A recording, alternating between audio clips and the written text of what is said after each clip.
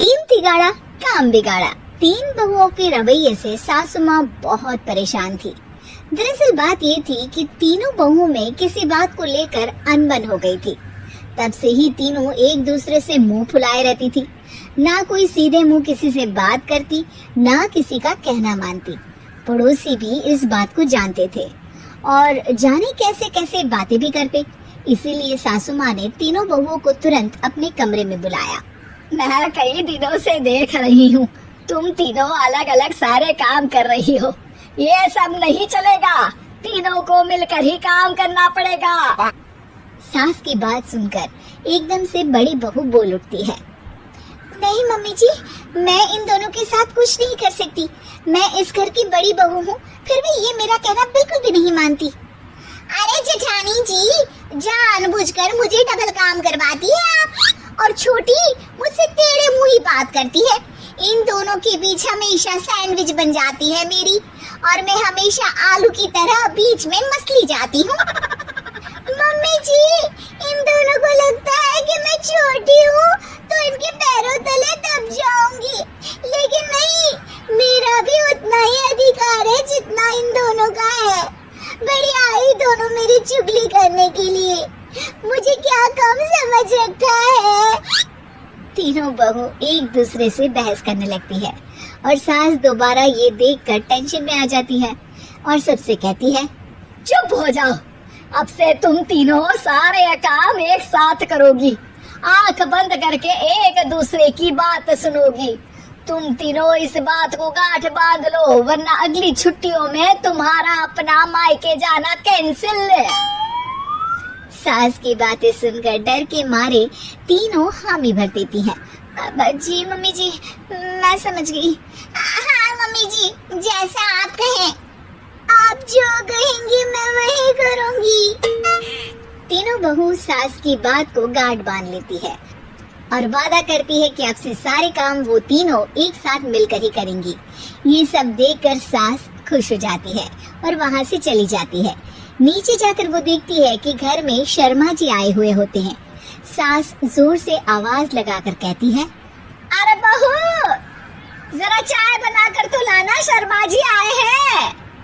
सास की बात सुनकर तीनों बहू तुरंत किचन की ओर भागती है और चाय बनाना शुरू कर देती है। मुझे तो एकदम मसाले वाली कड़क चाय पसंद है, तो हम शर्मा जी के लिए मसाले वाली चाय ही बनाएंगे। अरे नहीं दीदी, गर्मी के मौसम में मसाला चाय कौन पीता है? मैं तो शर्मा जी के लिए इलायची वाली चाय ही बनाऊंगी। ये कैसी बात कर रही हैं आप दोनों? मेरी मम्मी ने सिखाया है कि मेहमान को ज्यादा दूध और शक्कर वाली चाय देनी चाहिए, वरना वो घर वालों को कंजूस समझते हैं। तो मैं तो शर्मा जी को ऐसी ही चाय दूंगी। तीनों बहुएं अपने अपने तरीके से चाय में शक्कर, मसाला, पत्ती सब डाल देती है। उबलने के बाद तीनों मिलकर चाय बाहर लेकर जाती हैं और शर्मा जी और सासू माँ को देती हैं। चाय पीने के बाद शर्मा जी सासू माँ को देखकर शर्मा जाते हैं और शर्मिंदा महसूस करते हैं कि आखिर उन्होंने चाय पीने के लिए हामी क्यों भरी। सासू माँ भी चाय पीना शुरू करती है और कहती हैं, अरे बहू, ये कैसी चाय बनाई है?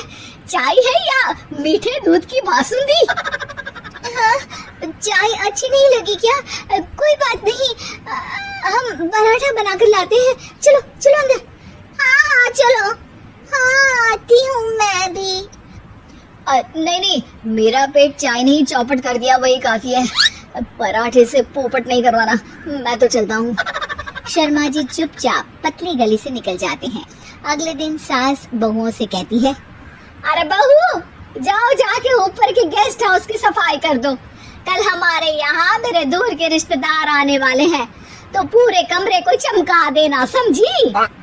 तीनों बहू सास की बात को मानकर ऊपर सफाई करने चली जाती हैं और तीनों कमरे की सफाई चालू कर देती है।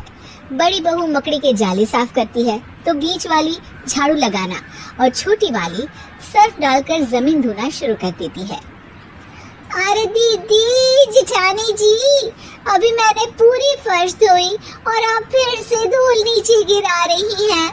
और मछली जेठानी जी, आप बिना झाड़ू की धूल यहाँ छटक रही हैं।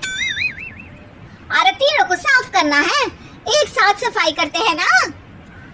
अरे वही तो, हम साथ साथ हैं, घर साफ साफ है।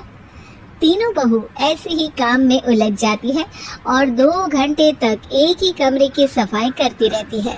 बहुत देर से अपनी बहुओं को ना देखने के कारण सास ऊपर कमरे में उन्हें देखने जाती है, लेकिन कमरे में घुसते ही वो गीली फर्श पर फिसलने के कारण नीचे गिर जाती है। ओरी मोरी मैया, हड्डी मरोड़ के रख दी। आए मेरी तो कमर ही टूट गई रे।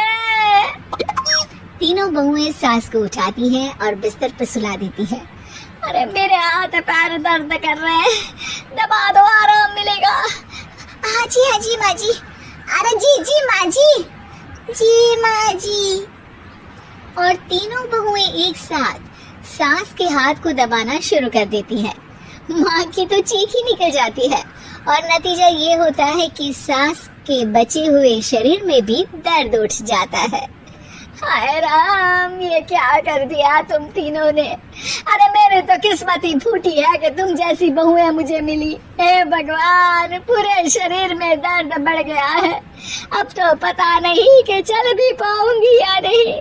माफ करो, मुझे गलती हो गई मुझसे कि तुम तीनों को एक साथ काम करने के लिए बोला।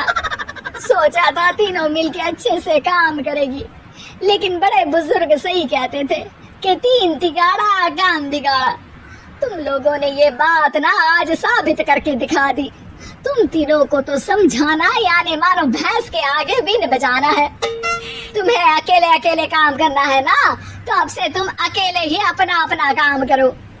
तीनों बहुएं वहाँ से जाने लगती है। अरे कहाँ जा रही हो? आप ही ने तो कहा कि अपना अपना काम करो, तो मुझे मुल्तानी मिट्टी लगानी है। अरे मुझे भी तो नेल पॉलिश लगानी है। मुझे ना मेहंदी लगानी है। सास अपना सर पीट लेती है और कहती है, अरे मुझे भी लगाना है कुछ। क्या माँ जी, क्या माँ जी, क्या माँ जी? तुम्हारे घर वालों को फोन तुम्हारी हरकतें बताने के लिए।